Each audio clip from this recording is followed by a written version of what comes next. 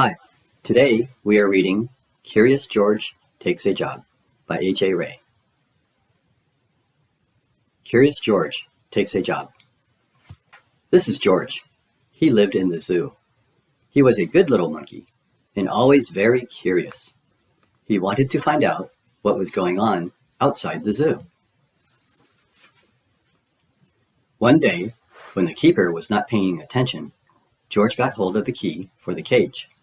When the keeper discovered what had happened, it was too late. George was gone.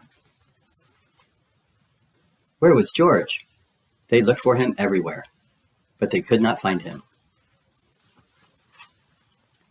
George was hiding in the hay of his friend, the elephant. Finally, the keepers gave up looking for him.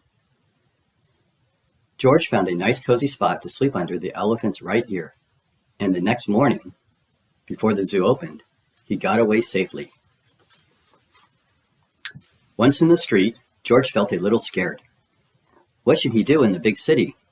Maybe he could find his friend, the man with the yellow hat, who had brought him over from Africa a long time ago. Only George did not know where he lived. There was a bus stopping at the corner. George had never ridden on one. Quickly, he climbed a lamppost, jumped on top of the bus, and off they went. Now they were right in the center of the town. There was so much to see that George did not know where to look first. If only he could go on riding like this forever. But after a while, George got tired and a little dizzy. When the bus slowed down to turn into a side street, George jumped off. There was a restaurant right in front of him. Something smelled good. Suddenly, George felt very hungry.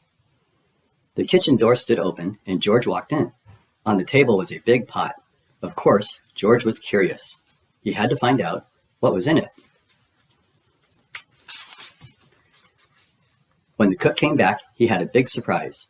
Spaghetti was all over the place, and in the middle of it was a little monkey. George had been eating yards and yards, and had wound himself all up in it. The cook was a kind man and did not scold much, but George had to clean up the kitchen and then do all the dishes. My, what a lot of them there were. The cook was watching George. "You are lucky to have 4 hands," he said. "You can do things twice as quickly." "I have a friend who could use a handy little fellow like you to wash windows. If you would like to, I will take you over to him."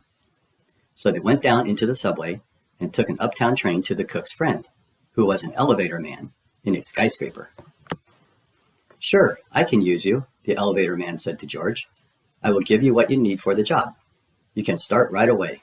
But remember, you are here for washing windows. Never mind what people inside the house are doing. Don't be curious, or you'll get into trouble." George promised to be good, but little monkeys sometimes forget. George was ready to start. My, how many windows there were. But George got ahead quickly, since he worked with all 4 hands. He jumped from window to window, just as he had once jumped from tree to tree in the African jungle.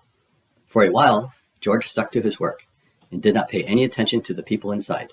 Of course he was curious, but he remembered his promise. In one room, a little boy was crying because he did not want to eat his spinach. George did not even look, but went right on with his work. In another room, a man was taking a nap and snoring. George was sorry it was not his friend, the man with the yellow hat. He listened to the funny noise for a while, then went on working. But what was going on here? George stopped working and pressed his nose against the window. 2 painters were working inside. George was fascinated. Painting looked like a lot more fun than washing windows. The painters were getting ready to go out for lunch. The minute they left, George climbed inside. What wonderful paints and brushes they had. George could not resist. An hour later, the painters came back. They opened the door and stood there with their mouths wide open. The whole room had changed into a jungle with palm trees all over the walls, and a giraffe, and 2 leopards, and a zebra. And a little monkey was busy painting himself on one of the trees. Then the painters knew what had happened. Luckily, George was close to a door. He ran out as fast as he could. After him ran the 2 painters, then the elevator man, and then the woman who lived in the place. "Oh, my lovely room, cried the woman. "Don't let him get away." George headed for the fire escape. George reached the end of the fire escape. The others had not caught up with him yet. Here was his chance. They could not jump, but George could easily jump down and escape. In a moment, he would be safe. Poor little George. He had forgotten that the pavement was hard as stone, not like the soft grass of the jungle. Too bad. The fall broke his leg, and an ambulance came to take George to the hospital. "He got what he deserved," said the woman, "making my apartment into a jungle. Indeed." "I told him he would get into trouble," the elevator man added. "He was too curious." George had to lie in bed with his leg high up in a plaster cast. He was very unhappy. And it had all started out so nicely. If only he had not been so curious, he could have had a lot of fun. Now it was too late. But the next morning, George's friend, the man with the big yellow hat, was buying his newspaper. Suddenly, he got very excited. "This is George," he shouted when he saw the picture on the front page. Quickly, he read the whole story and then ran to a telephone booth to ring the hospital. "I am George's friend," he said to the nurse who answered the telephone. "Please take good care of him so that he will get better quickly. I want to take him to a movie studio and make a picture about his life in the jungle. Don't let him get into any more mischief until I can take him away."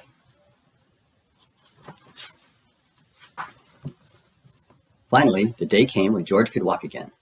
"Your friend is going to take you away this morning," said the nurse. "Just wait right here for him and don't touch anything." As soon as George was alone, he looked around at all the strange hospital things. "I wonder what is in that big blue bottle," he thought. George was very curious. It smelled funny. Suddenly, his head began to turn. Then he felt as if he were flying. Then rings and stars danced before his eyes.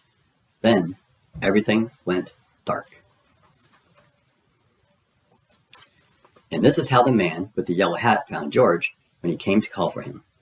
They picked him up and shook him, but they could not wake him up. He was so fast asleep that finally they had to put him under the shower. How surprised he was when he woke up. George said goodbye to the nurse and the kind doctor. Then he and the man with the yellow hat got into a car to drive to the movie studio. In the president's office, George had to sign a contract. Now he was a movie actor. In the studio, George was kept so busy all the time that he had forgot to be curious. He liked the jungle they had made for him and played happily there. And when the picture was finally finished, George invited all his friends to see it. The doctor and the nurse and the ambulance driver and the man from the newsstand and the woman and the elevator man and the two painters and the cook and the reporter and all the keepers of the zoo.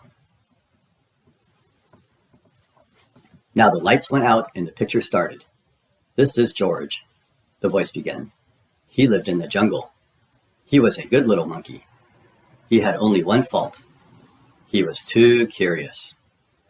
The end. Well, thank you for reading. Curious George Takes a Job with Me.